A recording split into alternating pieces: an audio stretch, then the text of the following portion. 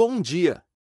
Seja bem-vindo a mais uma edição do Pão Nosso de Cada Dia 2025, um quadro do canal A Palavra Responde.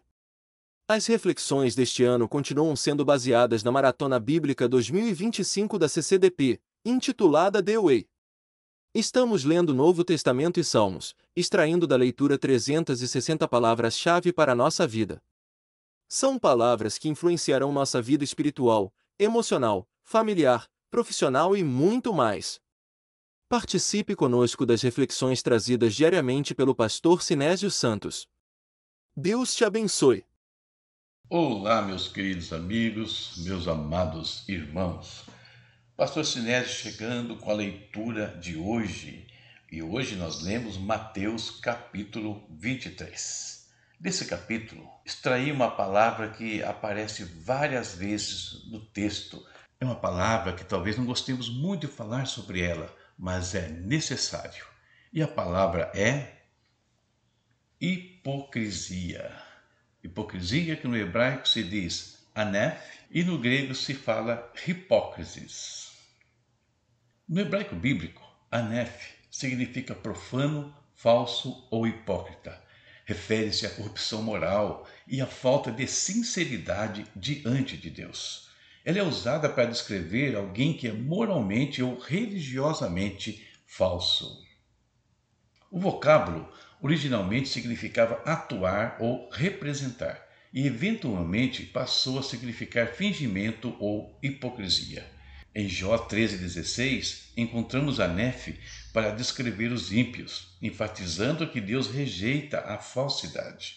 No contexto hebraico, a hipocrisia é frequentemente associada à idolatria e desvio da verdadeira adoração a Deus, ressaltando a importância da integridade espiritual. No grego do Novo Testamento, hipócrisis, e talvez você se pergunte se está escrito com H, por que o som aspirado no começo? É porque o H no grego tem o mesmo som que o H em algumas palavras do inglês, por exemplo em house, que significa casa. Mas voltando, hipócrisis significa hipocrisia ou fingimento. Deriva do termo usado para ator no teatro, indicando alguém que simula ser algo que não é. Jesus, em Mateus 23, repreende severamente os escribas e fariseus, chamando-os de hipócritas, lá diz hipócritai, por ostentarem piedade externa e quanto negligenciam justiça, misericórdia e fé. Eles representavam algo que eles realmente não eram. No mundo grego, a hipocrisia era vista como um comportamento falso e dissimulado, algo que era particularmente criticado por filósofos como Sócrates. E dentro desse contexto, vamos aos 3 aspectos que eu quero destacar sobre a hipocrisia.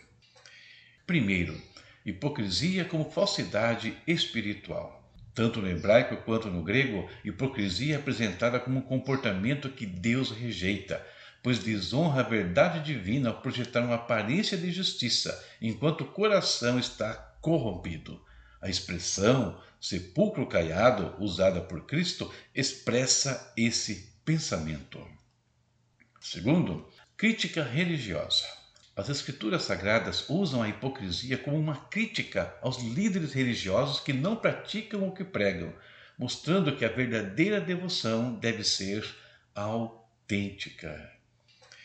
Finalizando, as consequências da hipocrisia.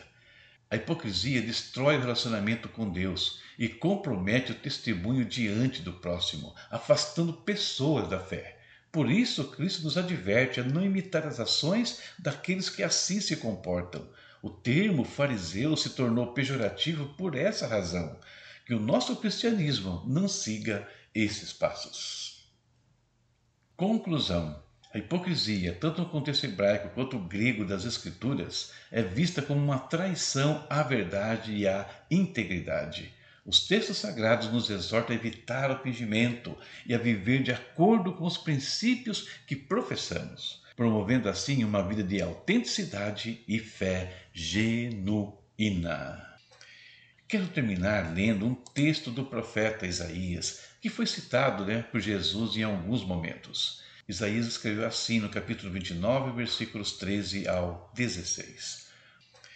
Porque o Senhor disse: pois que este povo se aproxima de mim, e com a boca e com os lábios me honra, mas o seu coração se afasta para longe de mim, e o seu temor para comigo consiste só em mandamento de homens em que foi instruído. Eis que continuarei a fazer uma obra maravilhosa no meio deste povo, uma obra maravilhosa e um assombro, porque a sabedoria dos seus sábios perecerá, e o entendimento dos seus prudentes se esconderá. Ai dos que querem esconder profundamente o seu propósito do Senhor, fazem as suas obras às escuras e dizem: quem nos vê e quem nos conhece? Vós tudo perverteis, como se o oleiro fosse ao barro, e a obra dissesse ao seu artífice: não me fez, e o vaso formado dissesse do seu oleiro: nada sabe. É isso. Por hoje, leitura de amanhã, Mateus capítulo 24, um capítulo importante que vai falar sobre a vinda de Cristo, já está na sua tela. Deus abençoe a sua vida, a sua casa e a sua família. Até amanhã, se Deus permitir. Tchau, tchau. Conheça os e-books do pastor Sinésio Santos. Materiais escritos para inspirar, ensinar e transformar vidas. São títulos abordando temas como estudos bíblicos, histórias envolventes de ficção, orientações práticas para a vida cristã, capacitação de docentes, comentários bíblicos versículo por versículo. Cada obra é um convite para mergulhar em conteúdos que edificam e enriquecem o conhecimento, ajudando você a crescer em fé e sabedoria. Encontre o título perfeito para sua jornada e compartilhe a experiência com aqueles que você ama. Adquira já o seu e transforme sua leitura em um momento de aprendizado e crescimento.